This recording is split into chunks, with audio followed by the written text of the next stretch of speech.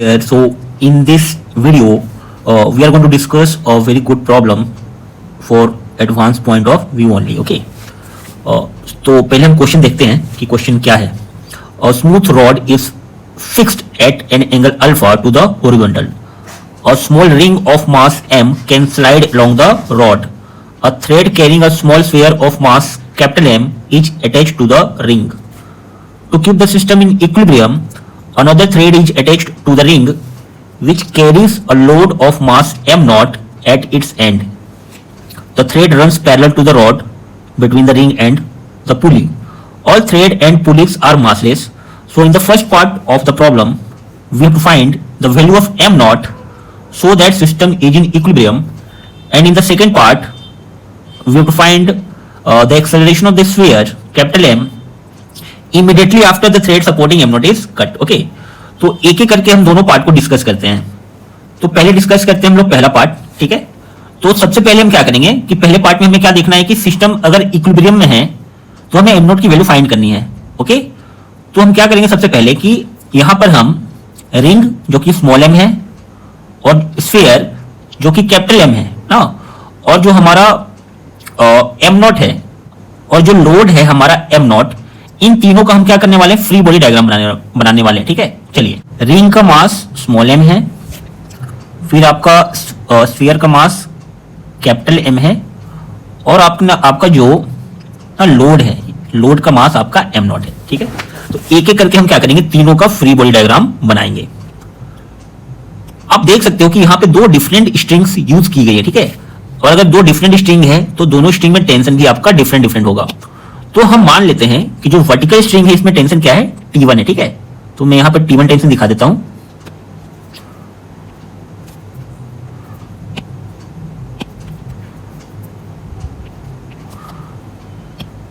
और सिमिलरली यहां पर भी आपका टेंशन क्या लगेगा, T1 ही लगेगा. ठीक है. कैपिटल एम की बात करें तो कैपिटल एम का वेट भी क्या हो रहा होगा, वर्टिकली डाउनवर्ड लग रहा होगा यहां पर, mg, कैपिटल mg.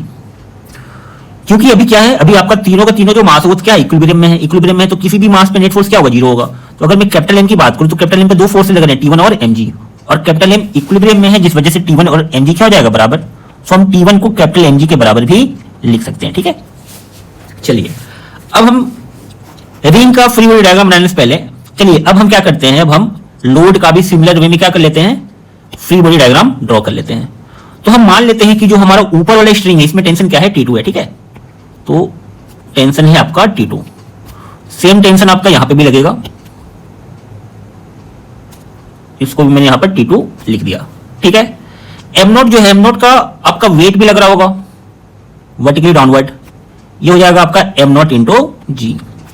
अब हमारा एम नोट भी इक्विलिब्रियम में है तो हम क्या लिख सकते हैं, हम T2 equal to M naught g लिख सकते हैं. ठीक है. T2 equal to M naught into g, क्योंकि एम नोट भी क्या है, इक्विलिब्रियम में है. ठीक है. चलो, अब हम क्या करते हैं, हम रिंग का भी free body diagram similar way में बना लेते हैं.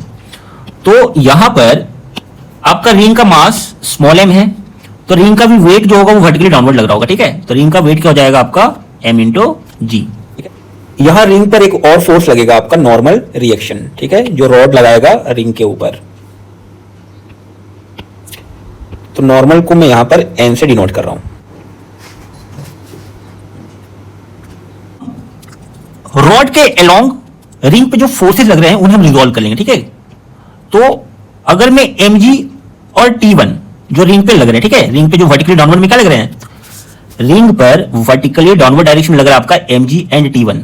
अगर इन दोनों फोर्सेस को मैं अगर अलोंग द रॉड क्या करूं, अलोंग द रॉड अगर मैं इनको ब्रेक करूं कंपोनेंट, तो इनका कंपोनेंट क्या हो जाएगा, इनका कंपोनेंट हो जाएगा, पहली बात ये एंगल कितना है अंदर वाला, ये एंगल कितना है आपका, ये एंगल है आपका 90 माइनस अल्फा.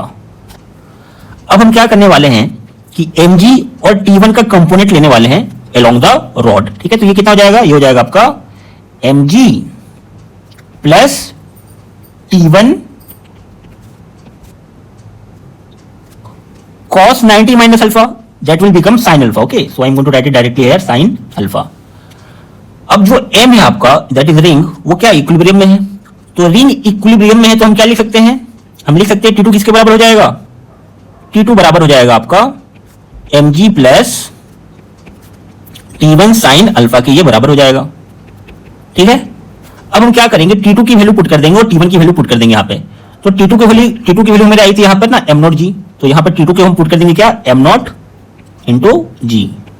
ओके, और सिमिलरली T1 की वैल्यू पुट कर देंगे, T1 की वैल्यू ने यहाँ निकाल रखी है, तो इसे यहाँ पुट कर दो आप capital m g into sine alpha.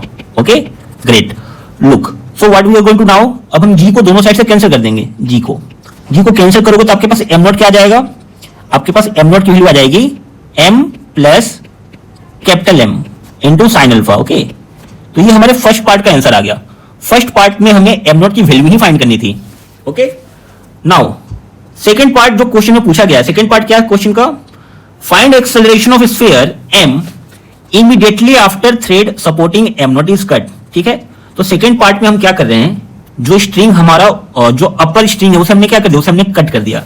तो कट करने के बाद हमसे जो कैपिटल M है स्फीयर, ठीक है, तो जो कैपिटल M स्फीयर है हमें उसका एक्सेलरेशन फाइंड करना है। तो बी पार्ट में हमने क्या किया है कि अपर वाली स्ट्रिंग को कट कर दिया है। ठीक है, तो कट करने से क्या होगा कि जिस स्ट्रिंग को आपने कट किया उसका टेंशन क्या हो जाएगा, इमीडिएटली जीरो। ठीक है, तो ऊपर वाली स्ट्रिंग का टेंशन हमने क्या माना था, T2 माना था, तो कट करने के तुरंत बाद T2 की वैल्यू क्या हो जाएगी, जीरो हो जाएगी। ठीक है, अगर T2 चेंज होगा, अगर T2 जीरो हो जाएगा तो आप यहां से देख सकते हो कि T1 भी क्या हो जाएगा, T1 की वैल्यू भी बदलने वाली है। ठीक है, तो कट करने के बाद क्या होगा, कट करने के बाद हम एक नया डायग्राम ड्रॉ करेंगे और कट करने के बाद जो टेंशन है, मान लो कि वर्टिकल वाले में वो सपोज वो कितना हो गया, मान लो कि वो कट करने के बाद हो गया आपका T। ओके, जो नया टेंशन डेवलप हो गया कट करने के बाद वो कितना हो गया है, वो T हो गया है। तो ये T मैंने यहां भी लिख दिया और सेम टेंशन आपका यहां एक करेगा कट करने के बाद T। जो स्फीयर है उसका वेट भी यहां लग रहा होगा, कैपिटल mg वेट लग रहा होगा, और यहां पर आपका रिंग का भी वेट लग रहा होगा, जैसे कि हमने प्रीवियस फर्स्ट वाले केस में डिस्कस किया था। तो यहां रिंग का भी आपका वेट लग रहा होगा mg। ओके, तो यहां पर जो रिंग है उसका मूव करने का टेंडेंसी किधर है, उसका मूव करने का टेंडेंसी है along the rod, okay, down the inclined plane. तो हम मान लेंगे क्या कि यहां पर जो रॉड का एक्सेलरेशन है वो क्या है, उसे हम मान लेंगे कि रॉड का एक्सेलरेशन क्या है, a1 है। रॉड नहीं, रिंग का एक्सेलरेशन क्या है, रिंग का एक्सेलरेशन आपका a1 है, और जस्ट इमीडिएटली आफ्टर कटिंग जो आपका स्फीयर है उसका एक्सेलरेशन क्या मान लेंगे हम, a2। ठीक है, इसका एक्सेलरेशन क्या मान लिया, a2 है। अब हम क्या करेंगे कि T और mg, ठीक है, T और mg जो वर्टिकली डाउनवर्ड लग रहा है रिंग पर, इन दोनों का कंपोनेंट ले लेंगे हम अलोंग द रॉड। तो अगर अलोंग द रॉड हम इनका कंपोनेंट लेंगे तो क्या आएगा, तो प्रीवियस वाले पार्ट में भी हमने किया था, अलोंग द रॉड इन दोनों फोर्सेस का जो कंपोनेंट आएगा वो आ जाएगा आपका T plus mg into sine alpha. Okay, T plus mg into sine alpha. ठीक है, तो अगर मैं रिंग के लिए न्यूटन सेकेंड लॉ लिखूंगा तो रिंग के लिए क्या लिखूंगा, net force equal to mass into acceleration. तो रिंग पे जो नेट फोर्स में लिख रहा हूं अलोंग द रॉड लिख रहा हूं, ठीक है, अलोंग द इंक्लाइंड रॉड। तो along the inclined rod net force क्या लग रहा है, T plus mg into sine alpha equal to ring का मास इंटू रिंग का एक्सेलरेशन जो कि हमने a1 माना है। ठीक है, ये रिंग के लिए हो गया। अब सिमिलर वे में हम क्या करने वाले हैं कि जो हमारे स्फीयर है उसके लिए भी हम क्या लिखने वाले हैं, उसके लिए भी हम न्यूटन का सेकंड लॉ यूज करेंगे। तो जो आपका स्फीयर है उस पे नेट फोर्स किधर एक्ट कर रहा है, वर्टिकली डाउनवर्ड। ठीक है, तो क्या लिखेंगे हम, mg minus T equal to mass ना, इसका मास कैपिटल M था, तो mass into acceleration that is a2। तो यहां पर हमारे पास दो इक्वेशंस मिल गए हमें, इसे हमने बोल दिया इक्वेशन 1 और इसे बोल दिया हमने इक्वेशन 2। लेकिन आप ध्यान से देखो तो हमारे पास यहां पर दो इक्वेशन है और नंबर ऑफ अननोन्स 3 है। अननोन्स क्या क्या है, तो टेंशन a1 एंड a2। तो हमें एक और इक्वेशन चाहिए, ठीक है, क्योंकि दो इक्वेशन से हम 3 अननोन को फाइंड नहीं कर सकते, तो हमें एक और इक्वेशन चाहिए।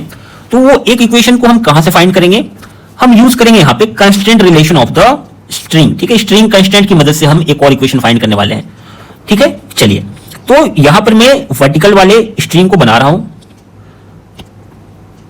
इधर वाले एंड का एक्सेलरेशन क्या है, a1 है, और बॉटम पॉइंट वाले का एक्सेलरेशन क्या है यहां पर, ये आपका a2 है, a1 and a2। String constraint में हमने पढ़ा था कि along the string connected masses का एक्सेलरेशन क्या होता है, सेम होता है, ठीक है। तो ये आपका क्या है, ये आपका था 90 माइनस अल्फा। तो A1 का जो कंपोनेंट अलोंग द स्ट्रिंग क्या आने वाला है, ये आने वाला है आपका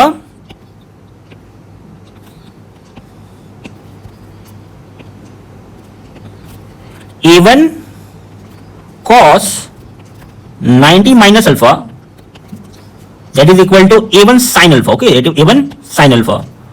तो यहां पर जो हमारा A2 है वो A1 साइन अल्फा के बराबर होगा, ठीक है। तो हम इसे डायरेक्ट यूज कर लेंगे, A2 equal to A1 sine alpha. इसे मैं इक्वेशन 3 लिख दे रहा हूं, ठीक है। नाउ अब मैं इक्वेशन 1, 2 और 3 का एक साथ यूज करने जा रहा हूं। तो मैं क्या करूंगा, इक्वेशन 1 में टेंशन की वैल्यू में ना, जो इक्वेशन 1 है उसमें मैं टी की वैल्यू को इक्वेशन 2 की मदद से मैं पुट करने वाला हूं, ठीक है। चलो, तो जो मेरा कैपिटल टी है दैट इज टेंशन है, वो क्या है, टेंशन की वैल्यू इक्वेशन 1 इक्वेशन 2 से क्या पुट करोगे आप, कैपिटल mg माइनस ma2 ना। तो यहां मैं लिख रहा हूं mg माइनस ma2, और क्या बच गया आपका इक्वेशन 1 में, प्लस mg ना, plus small mg plus small mg into sine alpha equal to क्या है, m इंटू A1। तो m इंटू A1 की वैल्यू को मैं इक्वेशन 3 से क्या लिख दूंगा, A2 upon sine alpha. Okay, actually हमें A2 की वैल्यू फाइंड करनी है। अब मैं क्या करने वाला हूं, यहां से बस A2 को मैं फाइंड आउट कर लूंगा।